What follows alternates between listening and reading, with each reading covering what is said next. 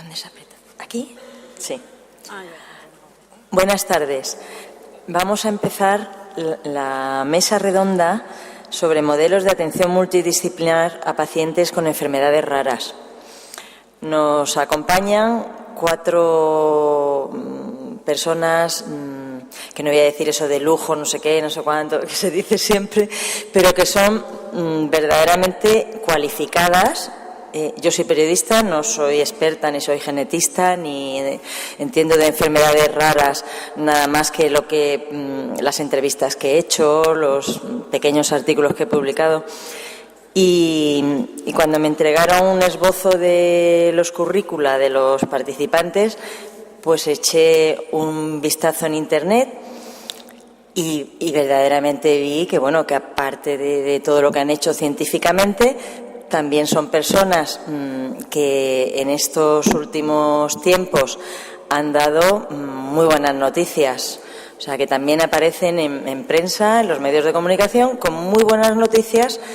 con soluciones, no solo desde el punto de vista de la genética, también desde el punto de vista de la gestión de las enfermedades raras, etcétera. Antes que nada, quería también saludar al comité organizador, agradecer que me hayan invitado a moderar la mesa y también a todas aquellas personas, que son muchísimas, que están siguiendo este congreso desde Iberoamérica y deseándoles que les sea muy fructífero y que aprendan, que se beban todo lo que digan estos ponentes tan experimentados. Puesto que tienen unos currícula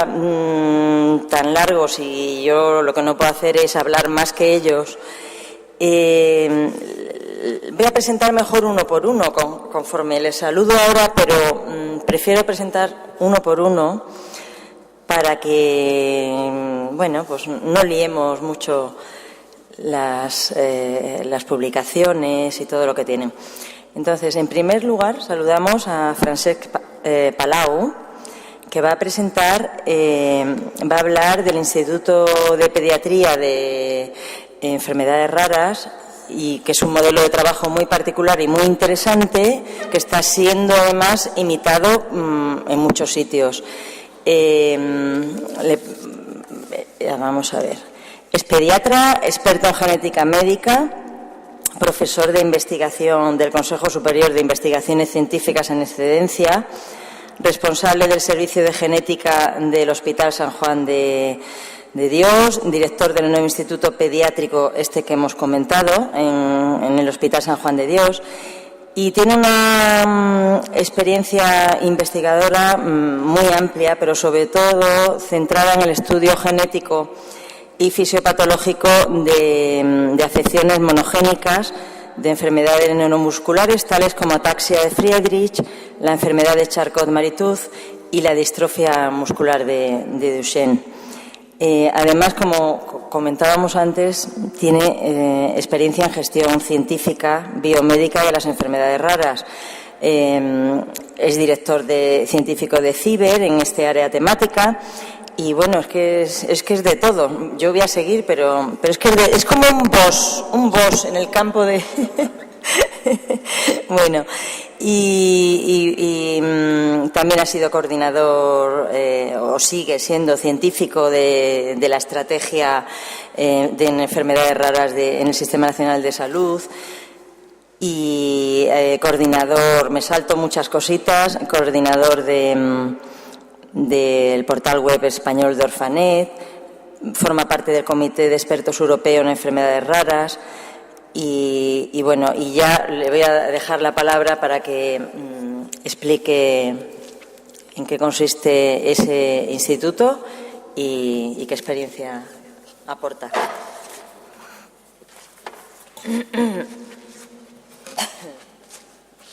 Bueno, buenas tardes, noches a todos y bueno, en primer lugar quiero, Pilar, muchas gracias por las palabras y bueno, y eso es la razón existen esas cosas porque uno pues trabaja y de alguna manera participa en las actividades que en el país desarrollamos en la investigación biomédica y en las enfermedades raras, ¿no? Y muchas gracias a DGENES, a FEDER, a los organizadores de este 8º Congreso de Enfermedades Raras aquí en Murcia en este magnífico lugar, ¿no? El Monasterio de los Jerónimos, que no es un lugar habitual para dar una charla, pero que es un lugar magnífico para poder hacerlo, y gracias por darme la oportunidad. Y de nuevo, pues también dar las gracias a los que están presentes no solo aquí, sino en los países de Latinoamérica que están viendo por televisión retransmitida la conferencia. Yo voy a hablar de algo que hasta ahora no he hablado. Durante años he venido a varios de los congresos realizados por DGENES y enfermedades raras en Totana, en este caso siempre venía siendo en Totana, y en otros congresos de enfermedades raras o de enfermedades específicas, en gran medida en el campo de las enfermedades neuromusculares, y he hablado muchos de ellos del ciber de enfermedades raras, pero hoy voy a hablar de un nuevo proyecto que tengo el honor de dirigir desde hace 6 meses, desde el mes de abril, en el Hospital Sant Joan de Déu, el Hospital San Juan de Dios de Barcelona, que es un hospital materno-infantil con vocación clara de que las enfermedades raras sean el campo líder, digamos, el espolón de proa, no solo de la actividad clínica y asistencial y organizativa de la misma, desde la idea del Instituto Pediátrico de Enfermedades Raras, del IPER, sino también desde la parte científica, porque va a ser la línea fundamental de trabajo, aunque no la única, ni debe serlo tampoco, del Instituto de Investigación Pediátrica, el Instituto de Recerca Pediátrica, en catalán, del Hospital Sant Joan de Déu de Barcelona. Bien, pues sí, que está aquí abajo. Esa, sí.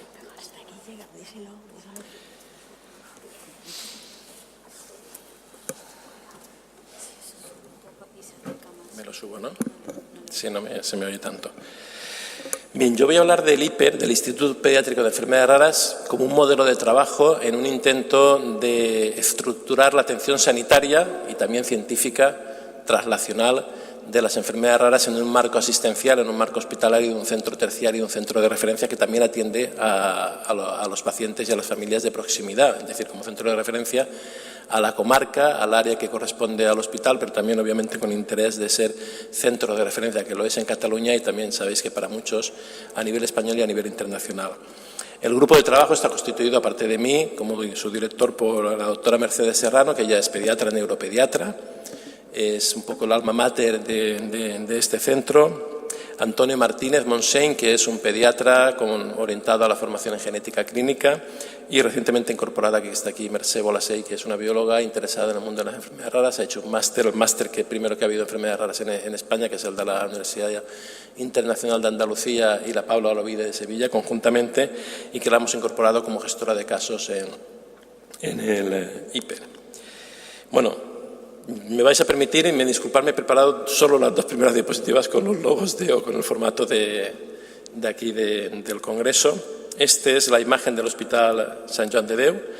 y la idea es que es un hospital que durante años es un hospital muy antiguo, desde 1867, de ser un modelo de beneficencia, un hospital de pediatría general, a un hospital terciario, y lo que pretende ser un hospital de referencia nacional e internacional, no solo a nivel español, europeo, sino incluso pues también a otros países, como viene siendo ya, y con mucho interés en Latinoamérica, por supuesto, por la unión lingüística y cultural que tenemos conjuntamente. La idea originaria del equipo director del Hospital Sant Joan de Déu en 2014, cuando se plantearon las enfermedades raras como objetivo principal, que no único, como os digo, pero principal del Hospital Sant Joan de Déu de cara al futuro, fue debido a que hay un gran grado ha aumentado la complejidad de los pacientes y del manejo de los pacientes de niños en menores de 18 años o hasta 18 años de edad en el mundo que se maneja en este hospital, ¿no? En la atención sanitaria. Y por tanto, con la complejidad aumentada, ellos pensaron que las enfermedades raras podían ser algo que pudiera abarcar el conjunto de... No sé si se puede ver, perdonad. Pero si os fijáis, aquí lo que se pretende indicar simplemente es que aunque hay unas áreas de mayor interés, de mayor capacidad asistencial, donde se ven más pacientes, como puede ser traumatología y cirugía ortopédica, neurociencias, tanto desde el punto de vista de neurología infantil como psiquiatría, la oncomatología, el campo del corazón y también la neonatología, el conjunto de enfermedades raras las abarca todas y por tanto podría ser un buen lugar de trabajo. Este es el conjunto de las 6 áreas preferenciales que tiene el hospital, y como veis bajo tenemos las enfermedades raras como un campo de desarrollo importante. ¿Y qué es el IPER? Pues lo que os he dicho ya, el Instituto Pediátrico de Enfermedades Raras del Hospital Sant Joan de Déu, y la idea se basa en estos datos trabajados fundamentalmente desde los 3 últimos años, o del periodo comprendido entre 2012 y 2014. El análisis de la situación del paciente es que se vio que había más de 12.000 niños censados con una enfermedad rara manejados en el hospital, unas 1.200 enfermedades raras diferentes desde el punto de vista del diagnóstico clínico, la mayoría ultra raras, lo sabéis, menos de 4 pacientes o hasta 4 pacientes vistos en el hospital, por tanto son ultra raras. A mí me oiréis muchas veces hablar de enfermedades raras. Yo aprecio muy bien el término minoritarias, aprecio muy bien el término poco frecuentes, lo suelo poner cuando escribo cosas, pero yo creo que hay que darle un valor a algo que nos ha conjuntado tanto de estos años. Enfermedades raras, que es correcto decir raras desde el punto de vista del latín, significa baja prevalencia, baja frecuencia también, aparte de otras cosas, de extraño, etcétera,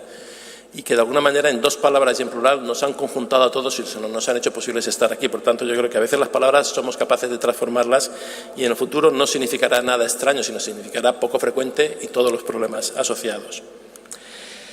Más actividades que se ven en el hospital y que dan razón a la existencia del IPER es que hay muchas consultas anuales con niños que se padecen estas enfermedades. 1 de cada 4 niños atendidos tiene un diagnóstico de una enfermedad poco frecuente, por tanto, es algo importante. No es la única actividad del hospital, pero es algo muy importante y que se aglutina con este concepto de enfermedades raras, minoritarias o poco frecuentes, que nos permiten aunarlas y tomar actitudes comunes, aparte de que cada una tenga sus particulares, obviamente, pero comunes y compartidas entre ellas. Más datos en ese sentido y que sepáis pues, que tenemos ahí ya, venían habiendo consultas monográficas más o menos multidisciplinares, más o menos estructuradas, pero que en gran medida requieren una mejor estructuración, una mejor logística en su manejo. Y además el hospital tiene 18 o 19 designaciones ya de CESUR, o bien por intervenciones complejas o bien por un conjunto de enfermedades raras. Por ejemplo, intervenciones complejas podría ser la epilepsia refractaria o hablar de trastornos del movimiento como un conjunto de enfermedades raras pediátricas. Y el IPER es una propuesta, es una estrategia, es un diseño por el cual pretendemos mejorar la atención sanitaria y la investigación en enfermedades raras. Tiene 5 ejes fundamentales: el eje asistencial, el eje científico de una investigación transnacional, el eje genético, con mejorar nuestra capacidad organizativa de ofrecer diagnósticos genéticos y de incorporar las tecnologías de diagnóstico genómico, que hoy nos ha hablado la doctora Santillán sobre la secuenciación masiva o lo que se llama Next Generation Sequencing en inglés, NGS, que es la secuenciación masiva. Después, la relación con el paciente y los familiares, que es muy importante, con las asociaciones de pacientes, que tiene ya mucha tradición en ese sentido, con el espacio de asociaciones, el Hospital Sant Joan de Déu, y también mejorar mucho, tal vez sea lo más complejo al final, con los registros de pacientes y poder desarrollar mejor conocimiento de las enfermedades, de su historia natural y de la investigación clínica necesaria. No voy a entrar a fondo porque no tenemos tiempo, pero que pensar que para nosotros es muy importante pues, el consejo genético como eje nucleador desde el punto de vista asistencial, un programa de enfermedades raras no diagnosticadas o sin diagnóstico que tiene muy importante. De hecho, la idea fundamental del IPER al final es resolver los casos que no tengan diagnóstico, aparte de poder dar mejor cobertura, de mejor asistencia, de mejor logística al manejo de los niños que sí que tienen un diagnóstico, pero que a veces van a una consulta un día, a otra consulta otro día, y que eso también es muy importante para la calidad de vida de los niños y de los padres y de la familia en su conjunto, ¿no? Muy importante también mejorar la gestión de los casos y el plan de transición a adultos, a hospitales de adultos, en nuestro caso no solo, pero fundamental el Hospital Clínic de Barcelona, pero también el Hospital de Bellvitge, el Hospital de Vall-d'Hebron y otros hospitales. Y bueno, este en el plano asistencial. En el plano de la investigación, fomentar la investigación en las enfermedades raras dentro de nuestra propia actividad, de nuestro instituto de investigación, que no es solo equipos del propio hospital, tanto desde la perspectiva clínica como básica, sino también la asociación que hemos hecho con el Instituto de Biomedicina de la Universidad de Barcelona y el Instituto de Investigación Psicológica de la Universidad de Barcelona y el Instituto de Bioingeniería o de Ingeniería Biomédica de la Universidad Politécnica de Cataluña, y participar integradamente con las redes, como no, con la red del Ciberer, que hasta ahora y por poco tiempo ya pues he tenido el placer de poder dirigirlo en los últimos 9 años. Queremos resolver los problemas de los casos no diagnosticados, encontrando los genes, las mutaciones, y si esas mutaciones son realmente, funcionalmente, las que condicionan la enfermedad, porque nos vamos a encontrar con una realidad muy compleja. Nosotros hemos encontrado genes, hemos investigado para encontrar genes y hemos aplicado eso en la clínica para el diagnóstico, y han empezado a haber tratamientos o investigación terapéutica en base a haber encontrado estos genes, porque hemos analizado niños, familias con varios afectados con fenotipos clínicos prototipo, típicos, digámoslo así. Pero la realidad que nos vamos a encontrar y que nos estamos encontrando ya es niños o adultos como casos esporádicos aislados que no tienen más hermanos o familiares afectados, que pueden tener una causa genética y que además los fenotipos clínicos, los síntomas y signos no son los típicos. Y vamos a tener que encontrar genes causantes de estas enfermedades, si es que son genéticas, la mayoría pero no todas, pero tendremos además que encontrar cómo funcionan o malfuncionan esas mutaciones, esos genes, para demostrar que aquello que hemos encontrado realmente es la causa de la enfermedad. Por tanto, va a ser muy importante. Y ahí colaboraremos los clínicos, los genetistas, los bioinformáticos y lo que nosotros llamamos genética o genómica funcional.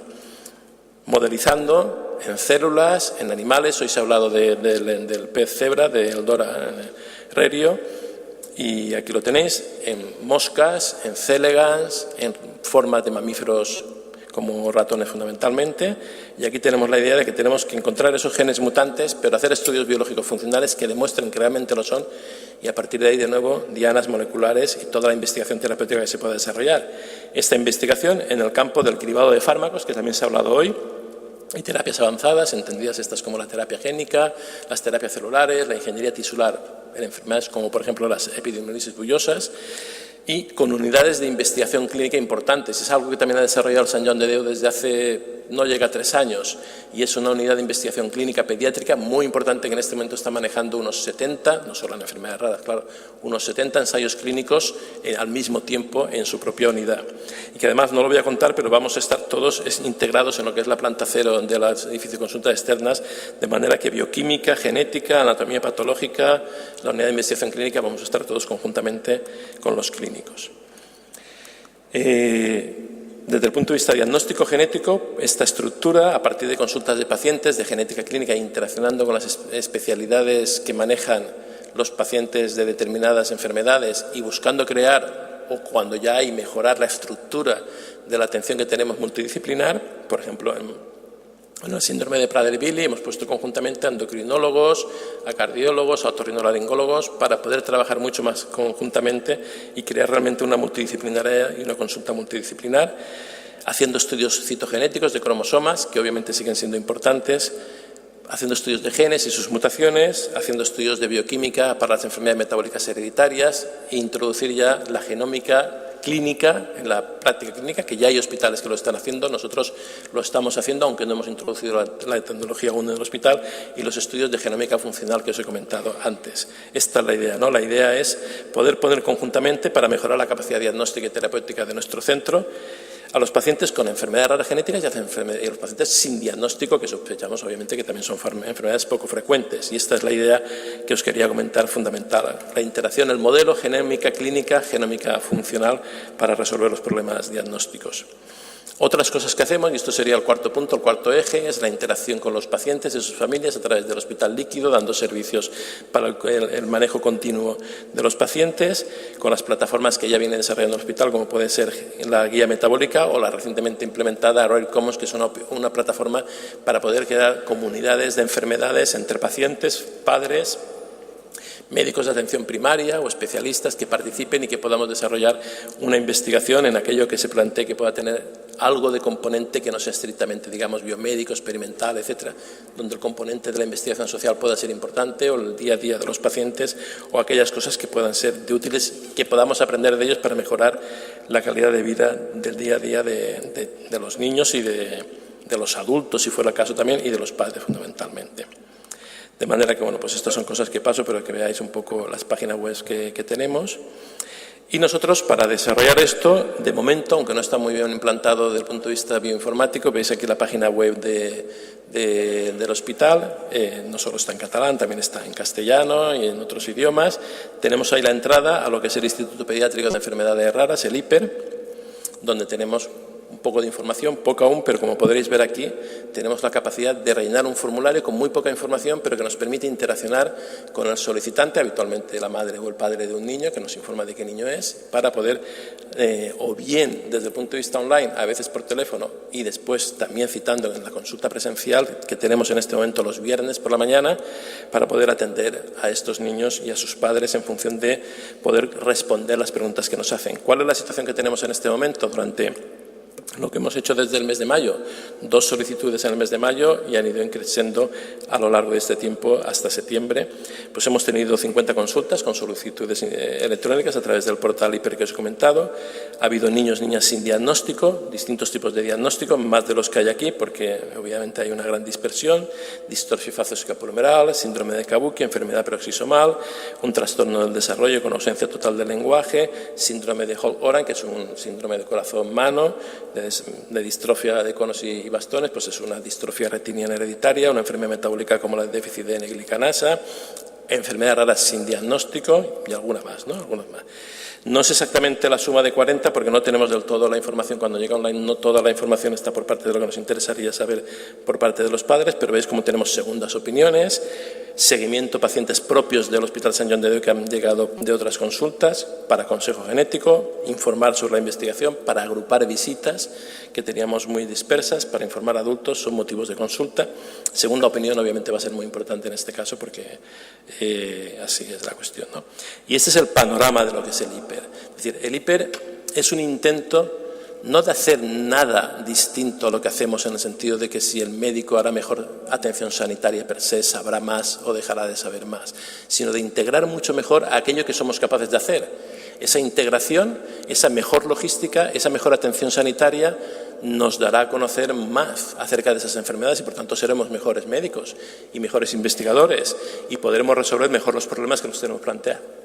planteados. Eso va a requerir tiempo, pero es un modelo que un poco similar, bueno, similar no es, pero sí que tiene un enfoque parecido al que ahora mi compañero Eduardo Tizzano va a contar sobre el que están desarrollando en el Hospital Vall-d'Hebron, que ahí sí que se aúna atención pediátrica y atención del adulto.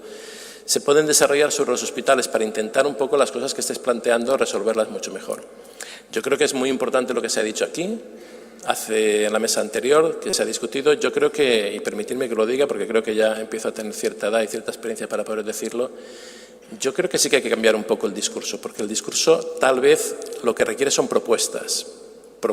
que se planteen con claridad, no porque haya que ir ahí y los políticos y la administración tengan que responder, sino porque nosotros vamos con propuestas de trabajo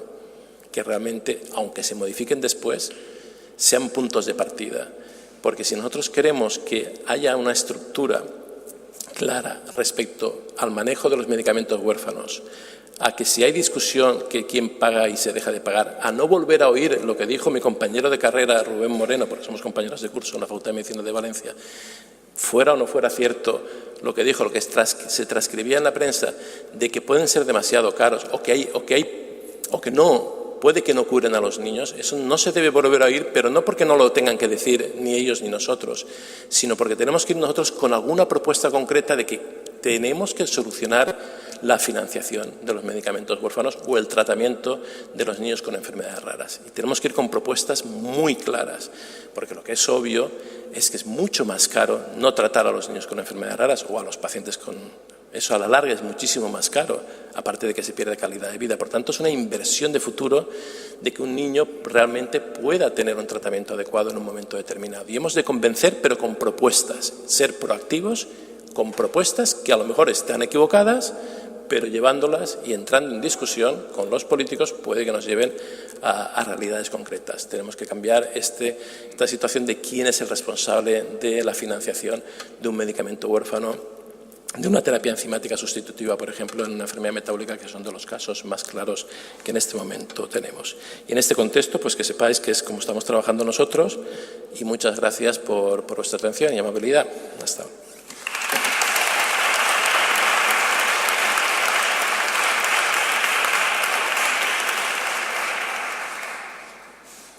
Muy bien, muchas gracias.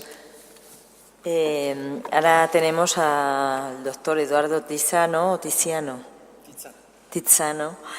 Ferrari, que actualmente es el director del área de genética clínica y molecular y coordinador del programa de enfermedades raras del Hospital Vall-d'Hebron de Barcelona. Él es doctor en medicina, especialista en pediatría y genética médica. Se formó en el Sick Children de Toronto. Luego también estuvo como adjunto en el Servicio de Genética del Hospital de Sant Pau de Barcelona y ha recibido muchos premios como el Duquesa de Soria en 1999 por su trabajo en hemofilia, el Premio Reina Sofía de Prevención de la Discapacidad por la atrofia muscular espinal y también fue designado jefe de investigación de la Unidad 705 del CIBER de Enfermedades Raras. Bueno, autor de muchas publicaciones, etcétera. Y nos va a hablar en la línea, digamos, integradora y multidisciplinar, pues del modelo de atención a los pacientes con enfermedades raras que siguen en su hospital.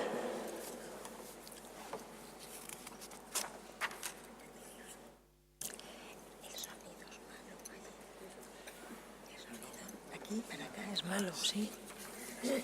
Se oye raro.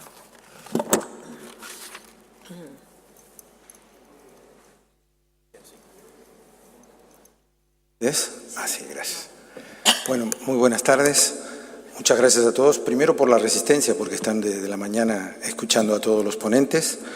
Luego porque esta es realmente una sección donde se está moviendo mucho en ciertos hospitales y considerar realmente la atención del paciente con una enfermedad minoritaria, con una enfermedad rara, de una manera multidisciplinar. Y vamos a explicar nuestra experiencia que estamos llevando a cabo en el Hospital Vall d'Hebron. Y desde luego también saludar a mis colegas latinoamericanos. Yo soy argentino y hace 27 años que estoy en España, además de pasar ciertos periplos en Canadá donde tuve la formación que ya han comentado. Y bien, me da muchísimo placer y muchísimas gracias a los organizadores por darme la oportunidad de contar un poco nuestra experiencia, que yo como director ahora del área de genética clínica molecular y las enfermedades minoritarias estamos tratando de hacer llevar a cabo con todas las especialidades y con todos los pacientes que se ven en el Hospital Vall d'Hebron. El Hospital Vall d'Hebron realmente es un verdadero monstruo de hospital, porque en el año 52 se puso la piedra fundamental, en el 55 fue inaugurado, cumple este año 60 años, acreditado por el Instituto de Salud Carlos III, y es un hospital público, el público con más actividad en asistencia e investigación de Cataluña. Tiene 7.000 empleados, 1.146 camas, 381 consultas clínicas y 45 salas de operaciones, con 5 grandes áreas, una general de adultos, la de pediatría, ginecología y obstetricia, traumatología y rehabilitación, capacitación y docencia por la Universidad Autónoma de Barcelona y todo el área de investigación. A pesar de ser un hospital monstruo y tan grande, este es el presupuesto con el cual nos hemos tenido que enfrentar en el año 2009, que donde habían 656 millones y ahora en 2015 son de 514 millones. A pesar de toda esta reducción de casi 150 millones de euros, el hospital sigue trabajando a full y sigue habiendo todas las consultas con un amplio esfuerzo por parte de los profesionales, del personal sanitario y de todos los que trabajan en ese hospital, porque es un hospital realmente en el cual uno se compromete con las enfermedades de este tipo. Tenemos catalogados unos 105 especialistas expertos dedicados a la atención y seguimiento de diferentes enfermedades raras. Una tercera parte forma parte de una comisión de enfermedades raras del hospital, creada en 2013. Los proyectos de investigación en enfermedades raras alcanzan a 195 diferentes enfermedades, financiados con diferentes fondos y gestionados por el Instituto de Recerca del Vall d'Hebron. Y hasta la fecha hay registrados 245 ensayos clínicos en algún tipo de estas patologías. También, de alguna manera, contamos con una unidad de ensayos clínicos en una de las plantas del hospital. Particularmente llevo dos ensayos clínicos sobre atrofia muscular espinal, una de las enfermedades en las cuales hemos trabajado con mucho interés. Y comentarles que el objetivo del proyecto es desarrollar un modelo de atención integral y multidisciplinar al paciente afectado de estas enfermedades durante toda su vida. En realidad, el Hospital Vall d'Hebron puedes nacer, crecer, ser adolescente, adultos, padres y abuelos, es decir, representados aquí en las 5 botellas. Quizá tendríamos que poner la cervecita en lugar de el whisky o el vino, depende cómo lo quieran ver. De todas maneras, es decir, aquí realmente uno puede desarrollar toda su vida, pero cuanto menos visite el hospital, mejor. Las distintas estrategias que se empezaron a hacer para aplicar este modelo fue la creación de esta unidad de enfermedades raras para establecer un espacio de consulta multidisciplinar con gestión de casos, lo que implicaba una reordenación de los circuitos asistenciales que estaban en estos momentos produciéndose en el hospital. Y entonces la gestión de la Comisión de Enfermedades Raras del hospital fue facilitar la formación de grupos de atención de pacientes de acuerdo a su patología, utilizando como modelo algunas unidades que ya funcionaban en el hospital y disponían de experiencia en este tipo de seguimiento de pacientes. El hospital tiene una excelente unidad de fibrosis quística, una excelente unidad de cardiogenética con seguimiento de más de 1.200 o 1.500 pacientes con síndrome de Marfan, el síndrome de lesión 22Q, síndrome alcohólico fetal, rasopatías, enfermedad de Williams y esclerosis lateral amiotrófica, entre otras. A partir de estos modelos que realmente tenían una sobresaturación de trabajo, lo que pensamos fuera destinar una estructura física a consultas de enfermedades genéticas y a consulta multidisciplinar de enfermedades raras. Y por otro lado, desarrollar y potenciar las áreas del laboratorio central y de genética molecular para mejorar el diagnóstico. Y así es que a partir de este modelo tenemos una sección que es el laboratorio de genética, donde hacemos citogenética, RAIS y todos los estudios de biología molecular, interactuando además con todas estas especialidades donde se realizan distintos estudios diagnósticos y genéticos. El área de genética clínica, que tiene asesoramiento por un lado y diagnóstico y seguimiento por el otro, con los servicios clínicos de materno-infantil y del adulto. Y finalmente la unidad de enfermedades raras, donde asumimos el enfoque multidisciplinar del paciente con grupos multidisciplinarios y unidades específicas, como ya les decía, que se estaba trabajando en el hospital. Esta es una visión. Nosotros dispusimos de un espacio de 500 metros que tuvimos que reacondicionar y a partir de allí se hicieron las dos áreas claramente puestas de genética clínica, de asesoramiento genético y de consulta multidisciplinar. Nos visitaron Ana Ripoll y Caterina Aragón de la Delegación FEDER de Cataluña, donde les mostramos y un poco con cierta emoción dijeron, bueno, hay un lugar en el hospital que dice consulta multidisciplinar de enfermedades raras, de enfermedades minoritarias, algo que realmente era un logro a partir de todo el olvido histórico que había con respecto a las enfermedades raras. En el aspecto del laboratorio disponemos de un edificio que nosotros lo conocemos ya como el módulo azul, que es un poco celeste claro y las ventanas son muy azules. Y tenemos por un lado la planta baja, donde tenemos la unidad de extracción y almacenamiento de DNA y todos los arrays de SGH, en la primera planta donde hacemos citogenética constitucional y hematológica, y en la planta segunda donde se hace biología molecular, secuenciación capilar y secuenciación masiva. En todo esto tenemos un diagrama de flujo de pacientes, en las cuales tenemos los pacientes que vienen de los CAPs, de otros hospitales, de las asociaciones de pacientes. Estamos, lógicamente, también intentando ver de qué manera a través de la web se pueden hacer los contactos, pero la mayoría de los contactos vienen a través de las asociaciones o derivados de otros hospitales. Tenemos la admisión, la orientación y la gestión de casos. Aquí realmente el valor fundamental es de la gestora de casos, en la cual definimos a un paciente que ya viene con un diagnóstico preciso y en el cual el grupo multidisciplinario de seguimiento específico lo acoge y tenemos diagnóstico, seguimiento, transición, tratamiento y discusión de protocolos. Y desde luego esto lleva a formación, docencia, investigación, unidades de expertos y de referencias. Y tenemos el grupo de pacientes sin diagnóstico también, un poco en la tesitura que tenemos en el del Hospital San Juan de Dios. Aquí esto nosotros lo llamamos grupos de orientación diagnóstica, que las siglas son GOD, porque nosotros pensábamos que GOD era el que sabía el diagnóstico y entonces que nos iluminara para ayudar al diagnóstico de estos pacientes. Y tenemos aquí involucrados genetistas, pediatras, internistas, neurólogos y otros especialistas de acuerdo con la patología principal o la manifestación principal que tenga el paciente. A partir de ello, el nexo fundamental, como contaba, es la actuación de la gestora de casos, que sirve para consulta de enfermería adaptada a las necesidades de los pacientes, atención personalizada del paciente, que incluye el acompañamiento y referencia profesional durante todo el proceso del seguimiento de la atención multidisciplinaria,